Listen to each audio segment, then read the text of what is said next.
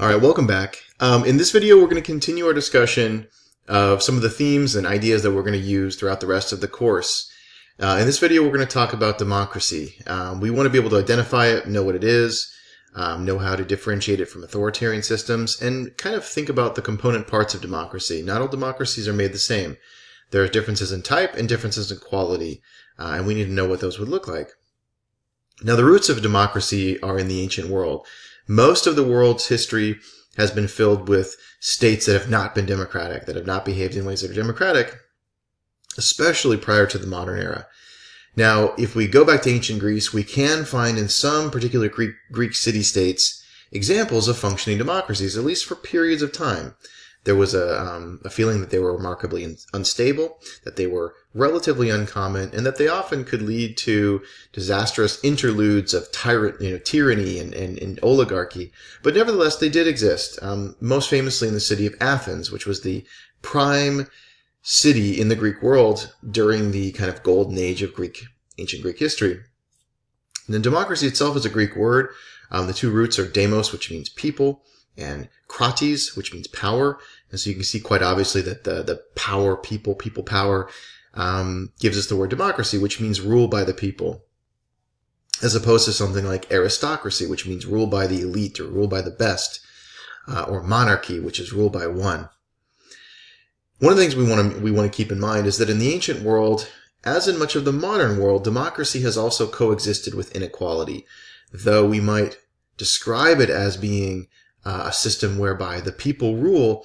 It is also the case that even in democracies, inequality can absolutely continue to exist. Gender inequality, racial inequality in many democracies, even slavery. In the ancient Greek world, there were slaves. In Athens, for example, the most famous democratic Greek city, approximately a third of the city were slaves. Now, this wasn't a racial slavery, the kind that we would observe in the let's say the 18th and 19th century in the United States or Brazil. By and large, the Greeks who were slaves and the Greeks who were free would have, been similar ethnicities. But slavery, nevertheless, was part of Greek culture. And even in the democratic places, it was part of Greek culture.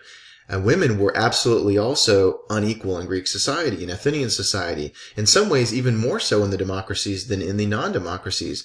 Women were expected, by and large, to remain in the household, to take care of domestic affairs, and men were given the public responsibilities of running the city, of running the communal life together. That was, the sphere of politics was considered to be a masculine pursuit. Women were denied the right to vote. You also had a large population of non-citizens. It was not super easy to become a Greek an Athenian citizen. Even if one of your parents was not a Greek citizen, then you would not possess citizenship yourself.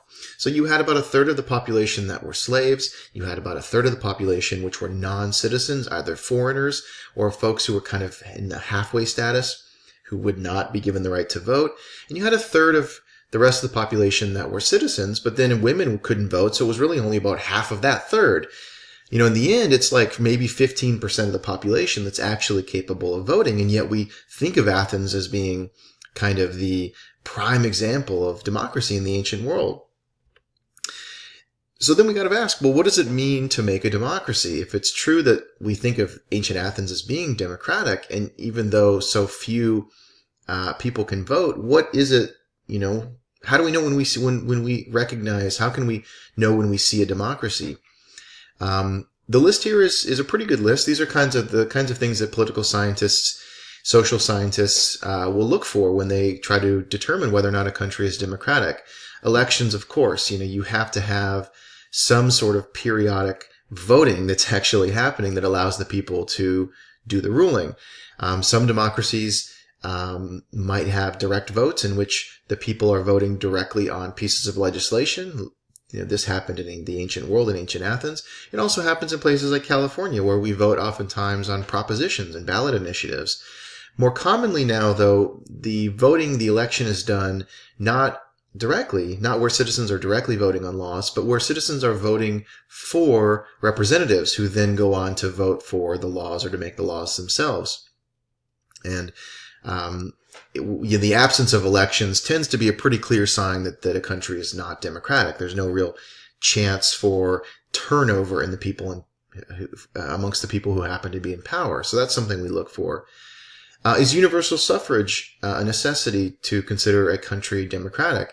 What do we mean by universal suffrage? We mean really broad-based rights of voting. If you think about a country that restricted voting rights to a very narrow set of elites or a narrow set of groups, you would probably become suspicious that this is not a democratic country.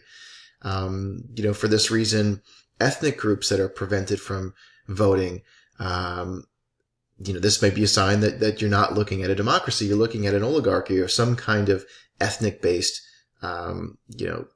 political system.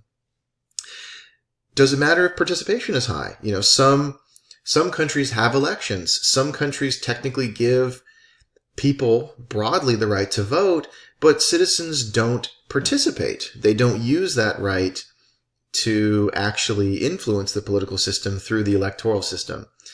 Is it possible that we might see something that formally has the accoutrements of a democracy, but where in the end the citizens are not really acting democratically and the government isn't really being held accountable by those kinds of votes? Possibly. Certainly higher participation would probably make us think it's more of a democracy, although maybe the fact that people don't turn out isn't enough for us to say that it's not a democracy. What about something like a mass media or a popular media that allowed people to gain enough information to actually hold their leaders, the leaders of that country accountable? I mean, you could imagine a country where there are regular elections, where the voting is broadly shared and participation is high, but nobody really knows what the representatives are doing. They don't have the ability to possess the information that they would need to make informed decisions. So if in the absence of a free press, if in the absence of communication and information, people are forced to make decisions without that, is that something we would say is necessary for a democracy?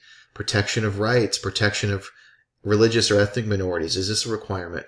Generally, these are the kinds of things that we would say are requirements of the full democracy that we're looking for. A place with regular elections, with broad voting, high turnout, popular open media, and broad constitutional protections or protections of some kinds for the rights of the individual and rights of minorities who may be victims of potentially tyrannical or oppressive majorities. Typical political science definition, when political scientists are trying to define sort of the bare minimum, political scientists often use a very bare definition, which is that if 50% of the men in a country can vote, then it can be classified as a democracy. And you may be thinking, well, wait a minute, why men? I mean, that doesn't seem fair. And I agree. It is the reason that it's done that way is because historically, until the 20th century, women's suffrage was pretty rare. I mean, most countries around the world, including the United States, including most of the developed world, places like the United Kingdom, Australia, Japan, these were places that did not give women equality. They did not give women the rights to vote. And so when political scientists have tried to look and classify states and governments in the past, they would have had to classify essentially every state, every government in the world up until the 20th century as being undemocratic, which isn't something that political scientists felt comfortable doing, because they wanted to be able to distinguish between countries that had broad-based voting rights, even in the presence of gender inequality or traditional gender roles that denied women the right to act publicly on par with men. Now, whether that is a correct way of looking and classifying the world is up for debate. And I think there's a fair case to make that that's not a fair way of doing things. And that maybe rather than trying to classify those countries as democracies, we should just classify them as not being democracies. That denying women the right to vote is sort of, by its very nature, an anti-democratic act that makes it impossible to call a country doing so a democracy. I think that's fair in the 21st century. But just be aware that oftentimes if you might read a book or you might read a political science article that's looking at the past, they will oftentimes give countries that leeway of having those kinds of gender mismatches. So having gone over that, we then want to ask, well, when did the United States become a democracy? Has it always been a democracy since the Declaration of Independence, since the founding of the country and the writing of the Constitution? Well, it's a fair question. Traditionally, political scientists have considered the United States to have been a democracy since its founding, even though voting rights have been historically much more restrictive than they are today. It wasn't until 1865 that slavery was abolished. So again, thinking back to the ancient world, if we call ancient Athens a democracy even in the presence of slavery, perhaps it's fair to consider the United States to be a democracy even while slavery exists. But just because people have classified Athens as a democracy doesn't mean that was correct. It might be fair to say that really the United States wasn't a democracy until slavery was ended. But then, even after slavery was ended, of course, we know that in actual fact, racial inequality of a very high order continued, even until the 1960s and the Civil Rights Act, the Voting Rights Act, the civil rights movement of the 1950s and 60s, which began to secure not just kind of formally on paper rights to participate in public political affairs, but actual voting rights. These things have come much more recently. It wasn't until 1920 that the 19th Amendment was passed, which gave women the right to vote. And it always blows my mind how not long ago that is. 1920 is less than 100 years ago. So there are still a couple people out there, a few people, rare, but they're there, who were alive when women were denied the right to vote. It seems so foreign perhaps to us today, but it really isn't that long ago in the scheme of things.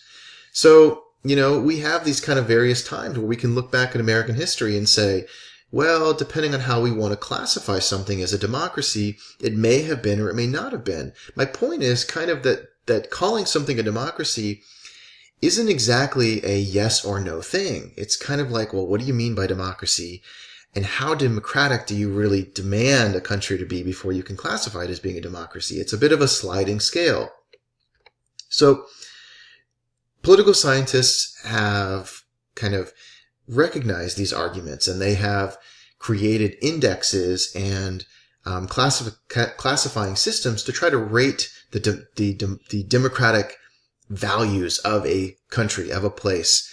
And we're going to look at some of those, which countries are considered to be the most democratic, the pretty good, kind of democratic, the so-so democratic, and the not at all democratic. I think that's usually a better way of putting it. Not yes or no, although that has some value, but how much versus how little. What are the elements of the society that are democratic, and what are the elements of the society that are not democratic? So, thinking about even today, is America a democracy?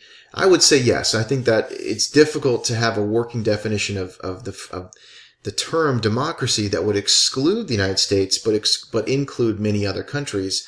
But that being said, there are still real issues that we can look at. Yes, most people can vote. Adults can vote, but people who are under the age of 18 can't vote, even though they have to live by the rules of the society in which they are a member. When the founders of the U.S. revolted against Great Britain, their big problem, their big resentment was that they were being told what to do. They were having to live under laws, and they were going to be taxed by people who were not asking for their consent. And could you make the case that children, that those who are under 18 are also living under sets of laws that they haven't been asked to consent to? Well, normally people say, well, that's different because those are people who have not yet reached the age of reason, and they're not quite capable of participating fully. And that's a fair response. The United States generally excludes felons from voting. So people who are in prison, almost without exception, cannot vote in the United States. The states themselves, the 50 states, are able to make different rules with regards to felon voting, but almost entirely felons are excluded. And even in many states, after they have done their time, they have served their time in prison, or, done the punishment that they were required to do, they are still oftentimes excluded from voting again in the future, or for a very long period of time. And that's something that we may say is an anti-democratic presence in the United States. And of course, non-citizens. There are millions of people who live in the United States under its laws, under its rules, but are not able to participate.